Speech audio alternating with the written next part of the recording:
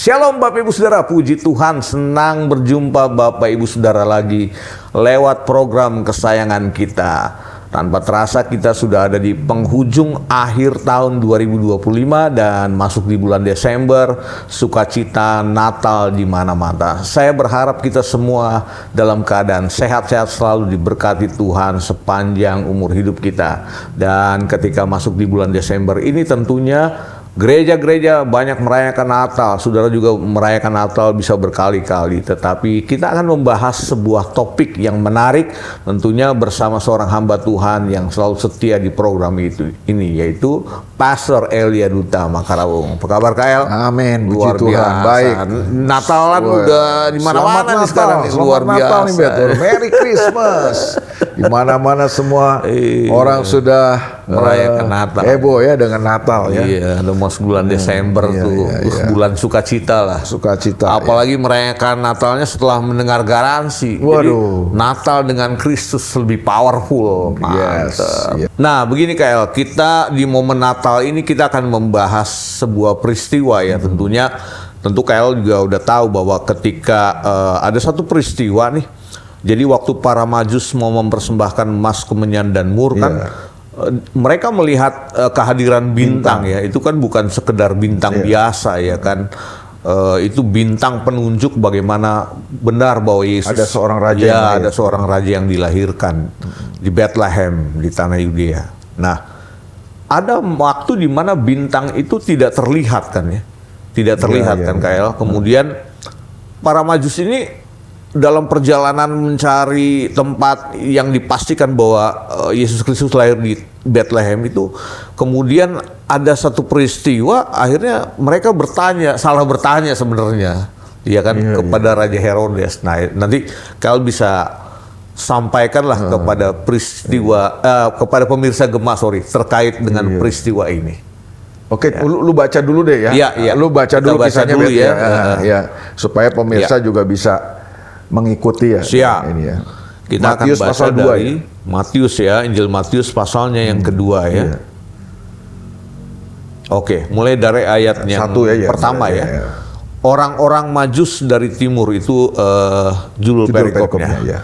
Ayat pertama dibilang demikian, Matius pasal 2 ayat yang pertama. Sesudah Yesus dilahirkan di Bethlehem. Sesudah Yesus dilahirkan di Bethlehem. Berarti ini peristiwa setelah Yesus lahir. Maksudnya Yesus sudah dilahirkan ya. Oke, ya. Sesudah Yesus dilahirkan di Bethlehem di tanah Yudea pada zaman Raja Herodes, datanglah orang-orang Majus dari timur ke Yerusalem. Berapa orang Majusnya, Bet? Jadi nggak disebut sih, bilang orang-orang Majus.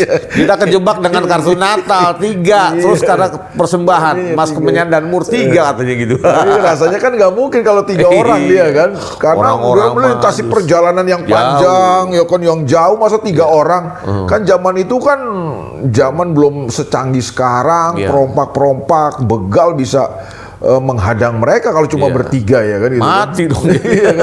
Dan juga para Majus ini kan disinyalir adalah orang-orang hebat, pembesar-pembesar, bahkan raja-raja katanya kan, yang punya intelektualitas, punya pengetahuan yang luar biasa, dan nggak mungkin dia nggak punya ajudan. Apalagi melakukan perjalanan panjang begini kan. Rombongan pasti lah ya. rombongan banyak banget para Majus ya. Ayat 2, dan bertanya-tanya, di manakah dia, raja orang Yahudi yang baru dilahirkan itu? Kami telah melihat bintangnya di timur dan kami datang untuk menyembah dia. Ayat 3, ketika Raja Herodes mendengar hal itu, terkejutlah ia beserta seluruh Yerusalem. Ayat 4, maka dikumpulkannya semua imam kepala dan ahli Taurat bangsa Yahudi. Lalu dimintanya keterangan dari mereka di mana Mesias akan dilahirkan. Ayat kelima, mereka berkata kepadanya, di Bethlehem di tanah Yudea, karena demikianlah ada tertulis dalam kitab Nabi. Ayat 6, dan engkau Bethlehem tanah Yehuda, engkau sekali-kali bukanlah yang terkecil di antara mereka yang memerintah Yehuda, karena daripada mula akan bangkit seorang pemimpin yang akan menggembalakan umatku Israel. Ayat 7. Lalu dengan diam-diam Herodes memanggil orang-orang Majus itu dan dengan teliti bertanya kepada mereka, bila mana bintang itu nampak. Ayat 8, kemudian ia menyuruh mereka pergi ke Betlehem, katanya, pergi dan selidikilah dengan seksama hal-hal mengenai anak itu, dan segera sesudah kamu menemukan dia, kabarkanlah kepadaku supaya aku pun datang menyembah dia. Ayat 9. Nah, ini ayat ini nih. Setelah mendengar kata-kata raja itu, berangkatlah mereka dan lihatlah bintang yang mereka lihat di timur itu mendahului mereka hingga tiba dan berhenti di atas tempat di mana anak itu berada. Iya, jadi ya cukup Bet sampai Iya. situ. Jadi ini menarik ini peristiwa nih kan, seperti lu bilang tadi kan. Seorang Majus ini kan datang dari timur ya kan. Nah, datang dari timur ini dia dituntun, dipimpin oleh sebuah bintang ya Iya. kan? Jadi mereka ini mempelajari kok ada bintang ini muncul. Nah, ini bukan bintang sembarangan tadi yang lu bilang kan ini pasti ada seorang pembesar, seorang raja yang lahir nih. Nah, dan ini bukan sekedar pembesar dan raja biasa nih kan. Ini raja dan pembesar yang spesial, makanya sampai akhirnya mendorong dan menggerakkan mereka untuk datang kan. Nggak mungkin kalau ini cuma raja biasa kan atau pembesar biasa, ini pasti raja dan pembesar yang tidak biasa, makanya sampai menggerakkan dan mendorong mereka melakukan sebuah perjalanan panjang untuk menemui raja yang lahir itu menurut bintang yang mereka pelajari. Dan berarti mereka ini bergerak dituntun dengan bintang ini kan. Nah, sampai satu titik begitu mereka sampai di Yerusalem, bintang yang mereka lihat itu nggak kelihatan.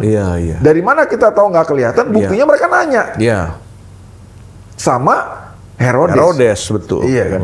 Kalau mereka tetap ngelihat itu kan, nggak mungkin mereka bertanya kan. Kalau bintang itu tetap kelihatan, akan menuntun mereka terus kan sampai ke rumah anak, tempat anak itu ada kan. Tapi rupanya yang terjadi adalah dalam proses perjalanan begitu sampai di Yerusalem mereka kehilangan tuh. Mereka nggak ngelihat bintang itu, makanya mereka ke Herodes untuk nanya, di mana nih raja yang baru lahir? Kaget dong Herodes ya kan. Tiba-tiba. Karena Herodes kan nggak ngerti soal itu. Kan?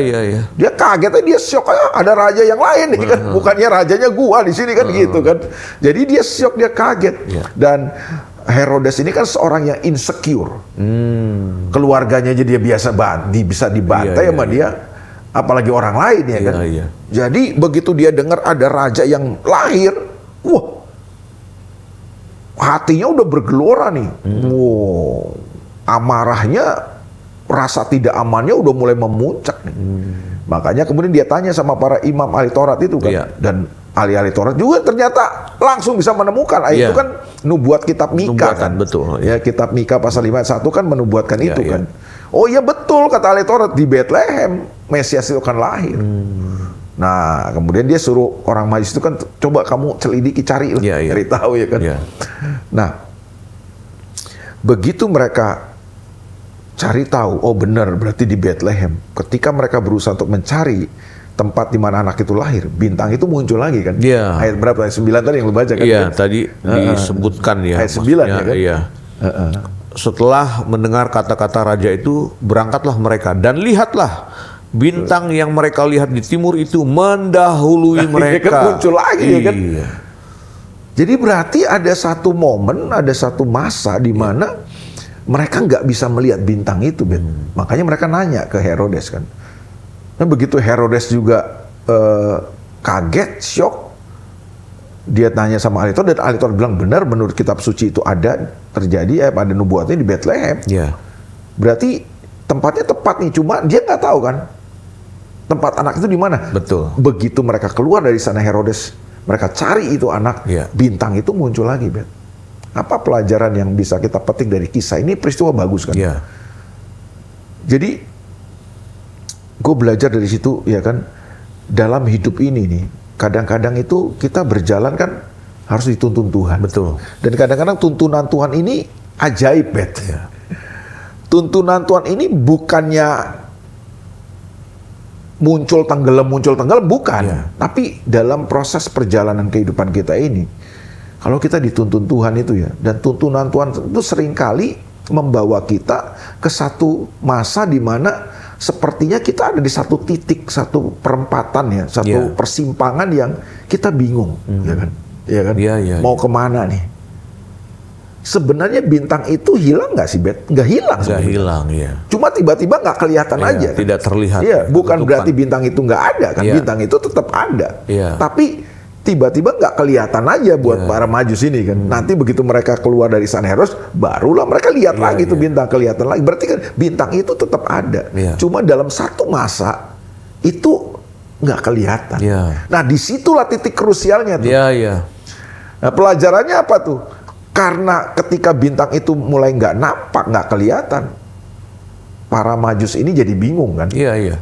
Nah, disitulah mereka akhirnya memutuskan untuk pergi ke istana Herodes bertanya kan. Nah, karena pertanyaan mereka itulah akhirnya Herodes jadi tahu ada raja yang lain dan itu sebabnya membuat dia emosi. Kan. Nah, bayangkan lu misalnya kalau misalnya si para Majus ini bertahan aja. Nggak usah nanya dulu gitu, nunggu sampai bintang ini muncul lagi. Nggak akan terjadi kan bayi-bayi di Bethlehem dibantai ya kan. Jadi pelajarannya buat kita tuh, karena kalau kita dituntun Tuhan ya, Bet ya. Karena tuntunan Tuhan tuh nggak selalu jelas gitu. Nggak selalu jelas. Dia tuntun kita oke, sampai satu titik. Kita tuh sepertinya kok Tuhan nggak tuntun kita lagi ya. Sebenarnya bukan karena Tuhan nggak tuntun kita, Bet. Tapi Tuhan mau ajar kita untuk sabar, menantikan Tuhan, belajar mempercayai Tuhan. Lu mempercayai gua nggak gitu? Gitu. Jadi, kita kan maunya terus kelihatan tuh sampai tujuan ya kan gitu kan. Tapi kadang-kadang dalam tuntunan Tuhan, dalam perjalanan kita, Tuhan kan bukan sekedar mau menuntun kita, Dia mau membentuk kita tuh, mau mengajari kita tuh. Apa yang Dia mau ajar dari kita? Banyak hal. Bagaimana kita belajar menantikan Tuhan, bagaimana kita belajar sabar menunggu waktu Tuhan. Kan? Nah itu kan menunggu dan menantikan waktu Tuhan itu nggak gampang. Betul. Kita kan maunya instan, cepat gitu kan. Nah di titik-titik krusial dalam kehidupan kita itulah ketika kadang-kadang kita ada di persimpangan jalan, tuntunan Tuhan sepertinya kok mulai nggak kelihatan, nggak nampak. Di situ kadang-kadang kita buat keputusan. Kita mulai ambil keputusan atau kita bertanya kepada dunia, kita bertanya kepada ahli, kita bertanya kepada siapapun. Dan seringkali keputusan-keputusan kita kemudian bertanya kepada sumber-sumber lain itu membawa kita kepada sebuah prahara. Itu kalau orang Majus mau nunggu sebentar, bintang itu muncul lagi kan. Dan akhirnya bintang itu yang membawa kan, bukan informasi dari Herodes dan ahli Taurat. Dia nggak dapat informasi apa, cuma informasi ya betul di kitab suci ada di Bethlehem. Dia nggak dapat informasi apa-apa sebenarnya kan. Informasi cuma ya betul di kitab suci ada nubuatan tentang Mesias itu kan lahir di Bethlehem. Di Bethlehem ya kan. Tapi kan cuma itu informasinya. Tapi yang menuntun mereka sampai ke tempat bayi itu atau anak kepada tempatnya Yesus, rumah yang tempat Yesus ada itu kan bintang itu. Bintang itu siapa? Tuhan, dari Tuhan kan bintang itu kan. Jadi maksudnya, jadi seringkali dalam hidup kita ini Tuhan tuh nuntun kita dengan cara yang unik dan ajaib kayak begitu. Itu kita maunya terus aja kan. Iya kan? Kayak Google Map gitu kan. Jelas ya kan. Ada kalanya sinyal kelihatan terputus ya kan. Nah disitulah kita diajar untuk mempercayai Tuhan, menantikan Tuhan. Jadi Tuhan bekerja dengan waktunya. Nah kita tuh yang disitulah persoalan kita seringkali kan. Kita maunya cepat, kita nggak mau belajar menantikan Tuhan. Kita mau buru-buru dan seringkali keterburu-buruan dan ketergesa-gesaan kita itu kita akhirnya mengambil jalan pintas. Ya kan, kita bertanya kepada dunia, kita bertanya kepada siapapun sumber-sumber yang lain, bukan hanya Tuhan. Dan disitulah akhirnya kita mengalami prahara. Padahal kalau kita nunggu aja, belajar menantikan Tuhan, menunggu Tuhan itu dahsyat.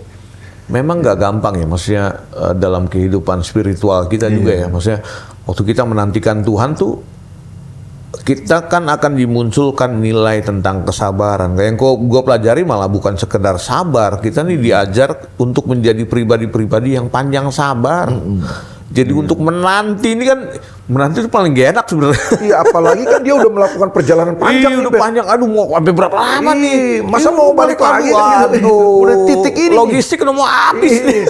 Jadi udahlah, kita pokoknya dengan cara apapun, pokoknya kita mesti sampai nih kan. Iya. Nah, seringkali keinginan kita untuk tergesa-gesa untuk suatu kepastian itu yang membawa kita akhirnya kepada sebuah keputusan-keputusan yang salah ya dalam hidup kita ya. Kita mungkin bertanya, akhirnya kita cari jalan pintas, kita cari jawaban pada tempat yang salah. Iya, pada tempat yang salah. Kita bertanya ke tempat yang salah, kita dapat nasihat yang salah. Padahal kalau kita mau sabar, menantikan Tuhan, menunggu waktu Tuhan, ya kan, Tuhan akan tuntun kita terus. Pasti, pasti. Kan? Cuma ada masa-masa memang ya, kalau ini kan bicara tentang tentang Natal ya, tentang penampakan bintang. Memang dalam kehidupan juga kita akan mengalami masa-masa di mana kadang-kadang ya KL, ini ya pengalaman pribadi gua, seolah-olah Tuhan biarkan kita gitu. Padahal bukan berarti dia nggak ada, dia ada. Dalam kebingungan. Iya, dalam kita dibiarin bingung nih. Nah itu. Jadi yang tadi KL bilang betul, apakah kita masih percaya nggak pada firman dan janjinya gitu? Jadi waktu di saat-saat orang udah sahabat-sahabat udah nggak ada yang peduli, kemudian orang tinggalin kita, udah tinggal kita seorang diri nih. Ini gimana nih Tuhan nih gitu? Justru benar sama seperti orang Majus tadi. Katanya ada pertolongan. Ada ya kan. Tuntunan itu kelihatan pasti. Tuhan akan tuntun kita sampai kepada itu. Cuma kadang-kadang itu dia bukan sekedar mau tuntun kita kan, dia mau mengajari kita gitu loh. Iya kan? Itu luar biasa. Ya. Jadi sebenarnya merayakan Natal ya, waktu-waktu ini ya, saudara kan ini juga akhir tahun ya kan, ada waktu-waktu mungkin selama 2025 kita merasakan kehilangan arah nih hidup nih, kemana Tuhan saya udah lakukan ini, udah apply pekerjaan, udah tulis CV sana sini masih banyak penolakan, harus bagaimana? Bukan berarti Tuhan gak menolong ya, ada waktunya nanti Tuhan akan nyatakan. Disitulah kita belajar menantikan Tuhan. Kan firman Tuhan berkata orang yang menanti-nantikan Tuhan itu dia akan mendapat semangat kekuatan kan baru. Mazmur juga berkata diamlah dan nantikan Tuhan. Itu luar biasa menantikan Tuhan ya. Apalagi menantikan di bulan Desember ini. Waduh, itu luar biasa tuh. Sambil nonton Garansi, kita udah dapat poin yang waktu minggu lalu udah ditayangkan, Natal bersama Kristus, tambah lagi bahwa menantikan Tuhan itu penting, luar biasa. Karena Tuhan itu bergerak dengan waktunya, bukan waktu kita, tapi waktunya Dia. Dengan cara Dia, bukan cara kita. Nah, kita harus ngerti ya, maksudnya waktunya Tuhan bukan waktu kita, caranya Tuhan bukan cara kita. Kita nggak boleh menarik yang ilahi jadi sesuatu yang kok Tuhan jadi ngikutin rencana kita? Kan kadang-kadang gitu ya kayak. Ya, kita tuh kadang-kadang mau nolong Tuhan ya kan? Kita nggak sabar, kita nggak belajar nanti. Kita mau nolong Tuhan, kita bantu Tuhan dengan cara kita cari sumber-sumber yang lain. Dan akhirnya justru dari sumber-sumber yang lain inilah terjadi prahara gitu. Ada korban yang harus betul. Berjatuhan ya kan. Ya itu bayi-bayi di Bethlehem jadi korban. Iya sih.